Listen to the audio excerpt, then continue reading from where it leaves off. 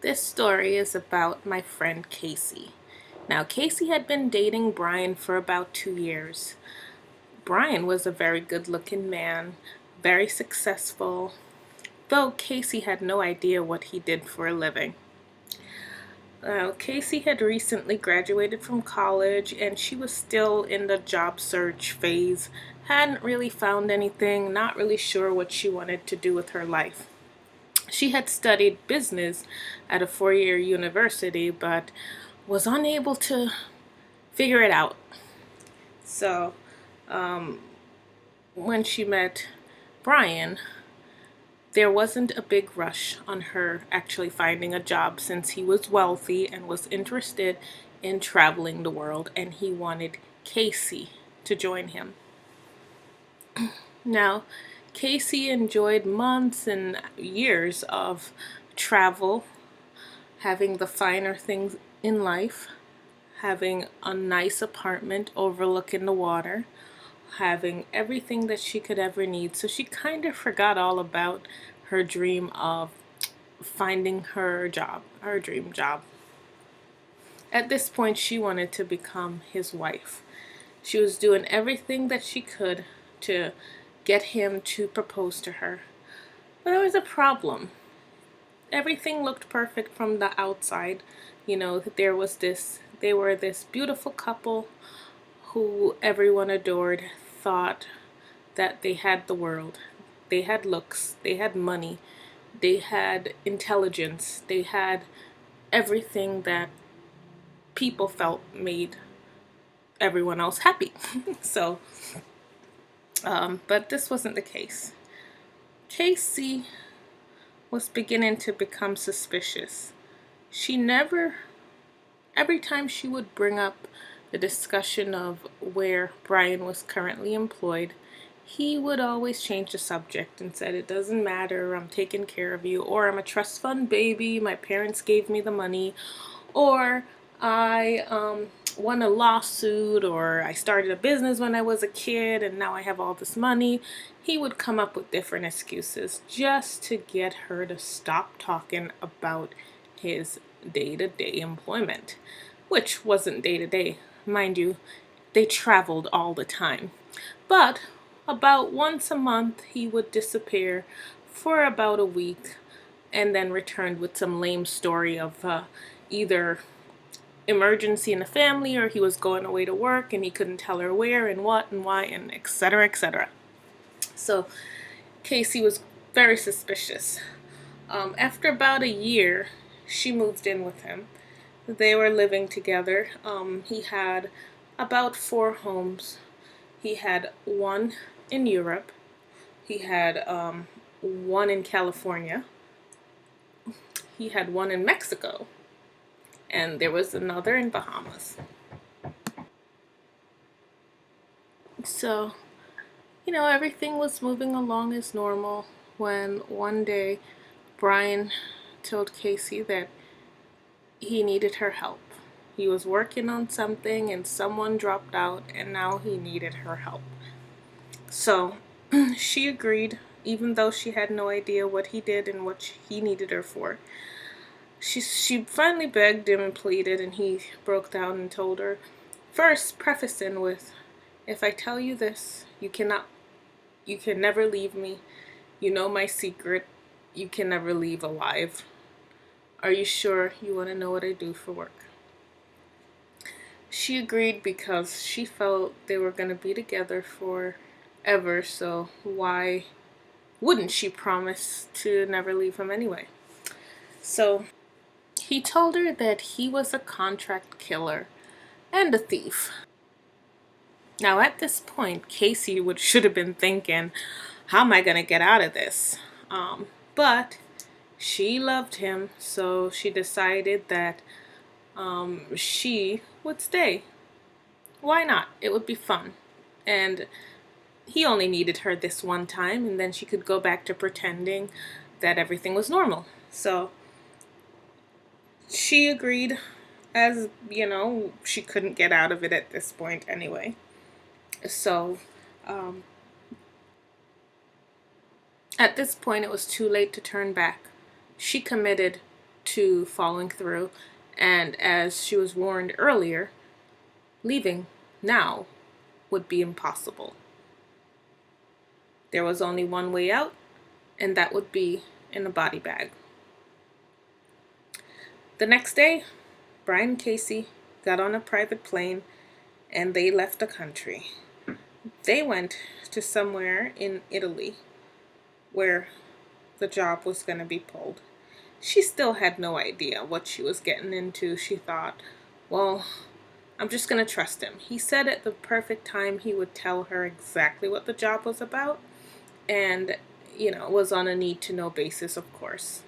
So she was so in love, so blinded, and thought, well, he loves me so much, so he wouldn't let anything happen to me. Now, if I had spoken to Casey, I would have told her not to go along with this plan, but she felt that Brian was so in love with her that he would never let anything happen to her. So they got to a hotel room somewhere in Italy. She had no idea. She had never been before, so this was new to her. At that point, Brian was acting really, really strange. He was leaving the hotel room frequently, not coming back, not calling for a couple days, just pretty much leaving her in the dark as to what was taking place.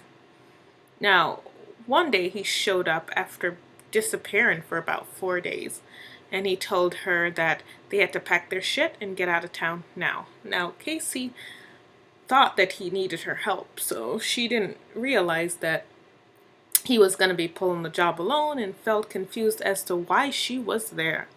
So they got back on the private jet and they got back to the US, back to California, back to their beautiful apartment overlooking the water.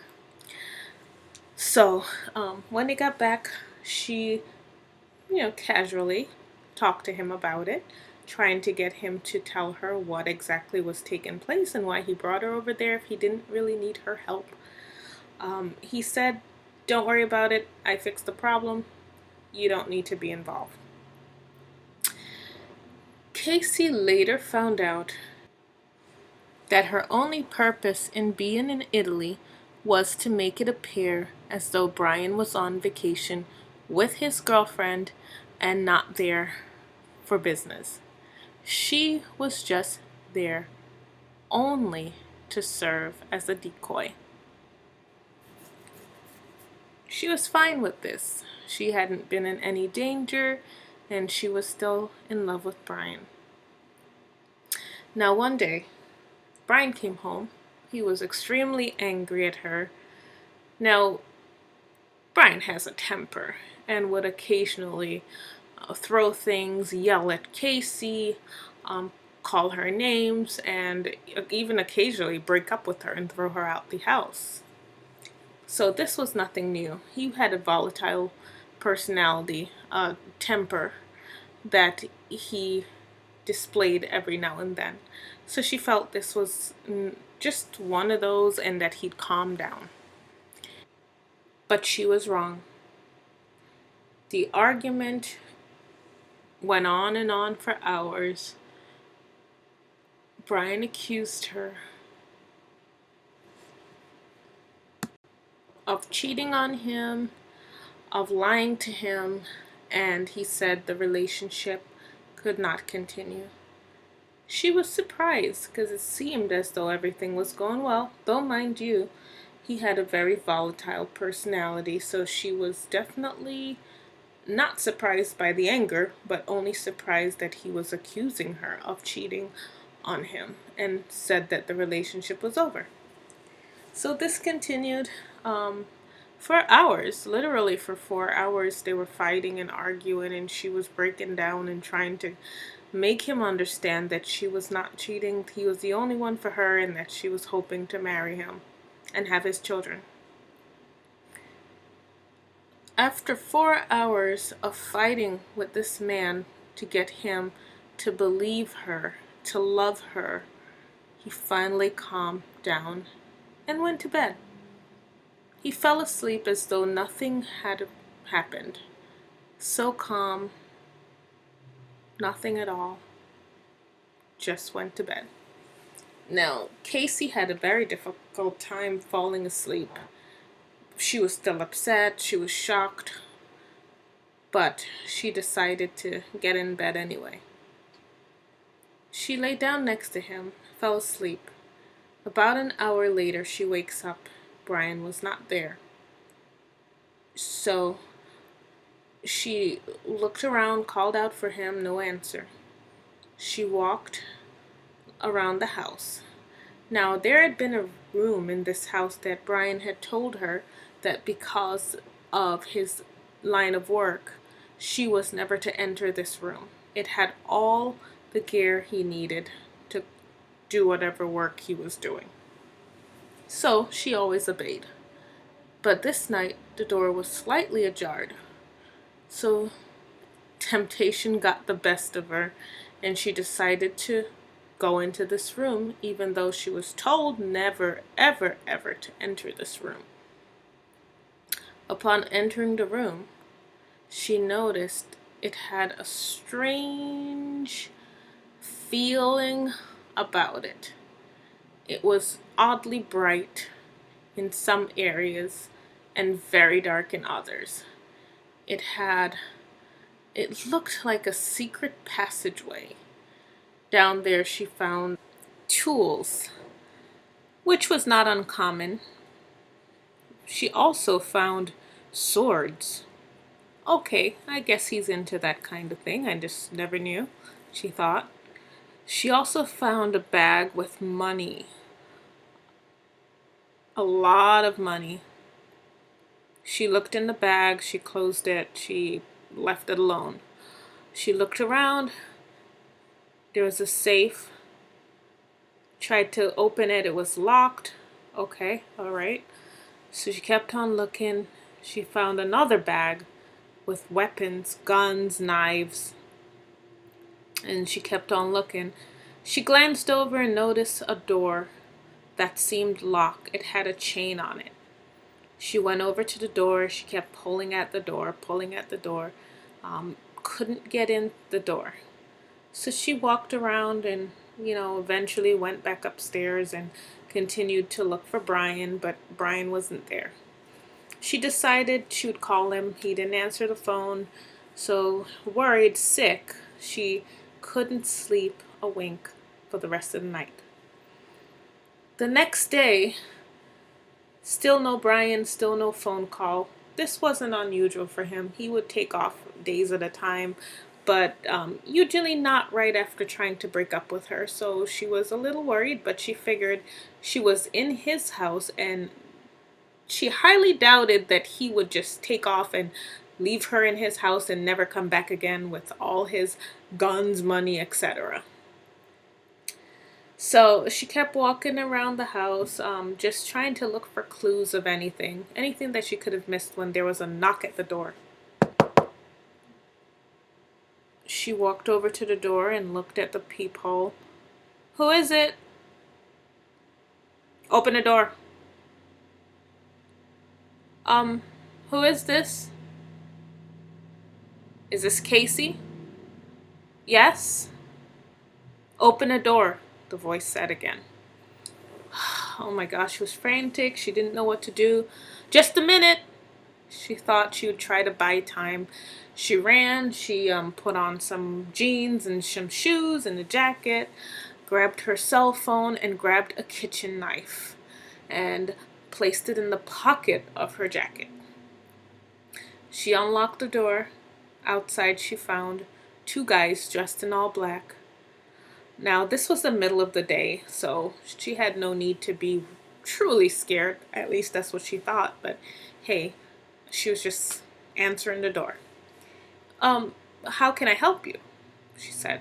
The two guys were there looking for Brian.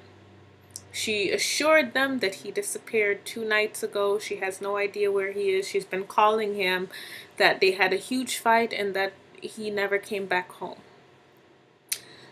The guys did not believe her. They told her that Brian stole from them, that he owed them all kinds of money. He stole their drugs and they were looking for him, and that if he did not contact them within 24 hours, they would be back to kill her. She was Afraid, but she nodded and agreed. They left. So after they left, she called Brian 100 times.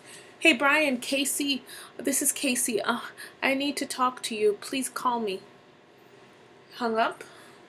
Call again. Brian, this is Casey. 2 guys showed up here. I'm really worried. Where are you? Are you okay? Hung up again. Called again. Brian, this is Casey. I need to talk to you. And on it went. Brian, Casey here. Please call me. Did not call. Hours went by. Now it's the next day. It had been 18 hours. She's expecting the guys back at any point. Don't know why she didn't run away at this point, but hey, Casey loved Brian. Everyone knows that. So after a couple minutes, she heard a strange noise down in that room that she was never allowed to enter before. It was still open because Brian had not been back to close it. She went down there again and she insisted on getting into that private room that she could not get into. She used everything. She pulled at the door. She tried to pick the lock. She tried to cut the chain. She tried to get in. Couldn't get in there. She ran upstairs, went to the garage, grabbed a tool, tried cutting the wires, tried getting into that room again. Eventually, she managed to open the door. Inside the room was Brian. He was laying there, motionless. She ran over to him, knelt down on the floor, grabbed him, tried to wake him up, shaking him aggressively. He wouldn't move. Brian, Brian, she called out. She grabbed him, shake him, tried to get him to wake up. Nothing. She checked him. He was cold, no pulse. He was dead. Oh my gosh, she's freaking out. What do I do? What do I do? I'm in this guy's house. He's my boyfriend. I don't know what's going on. What is he involved in? Some guys are going to come back later to kill him, and they surely kill me. He's already dead, so she's freaking out. She's emotional. She's crying. She just lost the love of her life. She's a hot mess at this point. She sat there on the floor for about an hour over the body, trying to get him to wake up, realizing he's dead. If she called the police, then she might be in trouble because she's in this house with guns and money and has no idea what's going on, what's in the house. She could get arrested. If she stays in the house, the guys will surely be back to kill her. She is going over all her choices in her head. She decided the best thing to do was grab the bag of cash, grab a couple of the guns, grabbed one of the cars from the garage, and take off. She jumped into the car, she grabbed the money, she put it in the car, she took off, cleaned the fingerprints from the doors, left the body there, and that's when she called me and told me about it.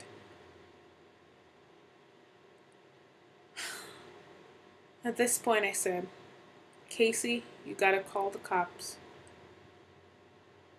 Those guys are gonna hunt you down and kill you. I begged her to call the cops. I begged her to go back to the house, call the police, tell them you don't know anything, tell them that that room was always closed, tell them that you had no idea what Brian did, you thought he was a trust fund baby. Be honest with them. Tell them everything like you told me. Please leave out some of the parts of where you went on a job with him. Leave that out. But please call the cops, get it taken care of. But Casey was stubborn. She said she would do it. She said she'd hang up and call the cops right now and then call me back. That's the last I heard of Casey. 2 days later, I see her picture on the front of a newspaper. Body found, dumped in the lake. I knew that those guys found Casey. And there's nothing I could do about it. I lost my best friend.